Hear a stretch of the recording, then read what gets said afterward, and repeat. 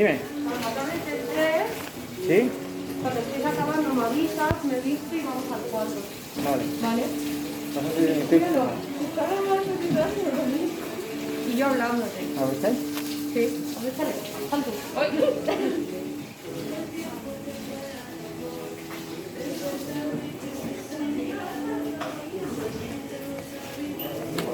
¿El qué? Habla solo otra vez. Bueno, pero escucha un momento. Cobra tu dinero bien, ¿no? ¿Cuánto ha sido? Ay, que faltarán las gafas. 400, ¿eh? ¿Eh? Faltará una máscara. Puta. Una toalla, una toalla. Voy. Voy ya. 1004K, ¿eh? Hostia. ¿Quieres bajar pantalla? Pantalla. Yo que me tenía que cobrar mi sueldo en toallas y comida robada a los pacientes.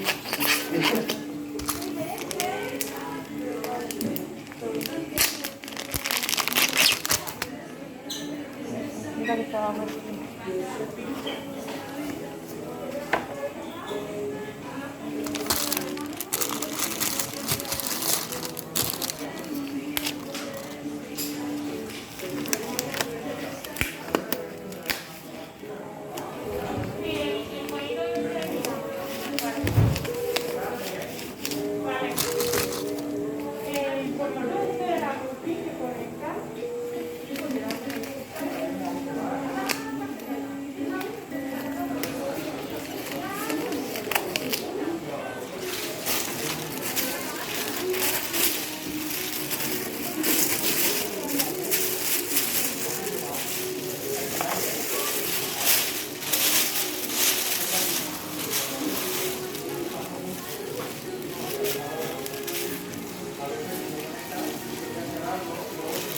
Todo esto para entrar en una habitación de un paciente de COVID. Y luego vas tú y sabes hacer deporte en grupo.